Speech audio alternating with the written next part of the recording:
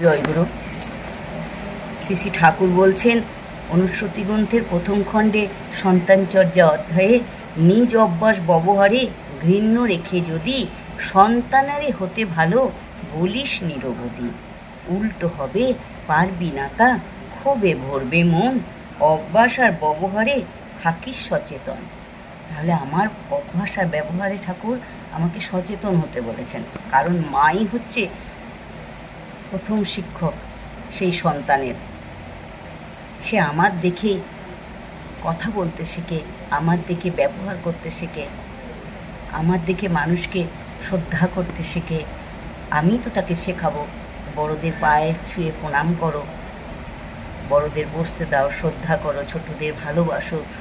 বাড়িতে যারা আমাদের হাতে হাতে সাহায্য করে, সেই দিদি বা মাসি যারা আছে তাদেরকে সম্মান দিয়ে কথা বলো। আগে আমাকে করতে হবে, তারপর আমার বাচ্চাটি সেটি শিখবে।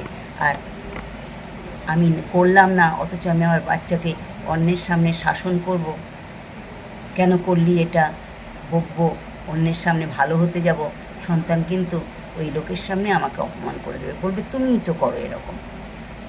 তাই আমার ব্যবহারটাকে শ্রী শ্রী ঠাকুর বলছেন অভ্যাস আর ব্যবহারে থাকবি সচেতন। তাহলে আমাকে সচেতন হয়ে চলতে হবে। পূজনীয় অবিন্দা বলতেন সে ছেলেবেলায় নাকি একবার কাকে তার বাড়িতে সেই দিদি থাকে, তাকে নাকি কিছু কথা বলেছিল। পূজনীয় বড় বৌরানী মা তাকে বললেন, যাও তুমি তার কাছে ক্ষমা চাও, কেন বলেছো এরকম কথা, তিনি তোমার চেয়ে বয়সে বড়। মা শেখাচ্ছে তার সন্তানকে। তারপর পূজনীয় অবিদ্যা নাকি সেই দিদির কাছে ক্ষমা চেয়েছিল, এবং সেই যে শিক্ষা মায়ের কাছে সে পেয়েছে, সে শিক্ষা কিন্তু সে কোনো দিন ভোলেনি। তাই আমার আচরণ শুদ্ধ করতে হবে, আমার ব্যবহার শুদ্ধ করতে হবে। আমি যদি ভালো হই, আমার দেখা দেখি অন্যেরাও ভালো হবে। ঠাকুর বলছেন তুমি যদি সৎ হও, তোমার দেখা দেখি হাজার হাজার মানুষ সৎ হবে। আর তুমি যদি অসৎ হও, তোমার দুঃখ দুর্দশা সমবেদনা জানাবা কাউকে পাবে না। অসৎ হয়ে তুমি 4-5টা অসৎ করে ফেলেছ। এক দিদি কালকে বলছেন যে একজনকে বাড়িতে কাজ করতে যায়, সে তাকে বারবার লাল চা দেয়, অথচ সেই তার সামনে দুধ চা খায়, বিস্কুট খায়। খারাপ লাগলো শুনে।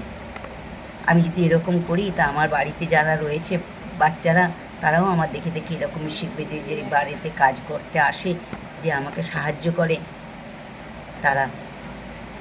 তাদেরকে এরকম দেওয়া চলে, এরকম কথা বলা চলে। তাই আমার ব্যবহারটাকে শুদ্ধ করতে হবে।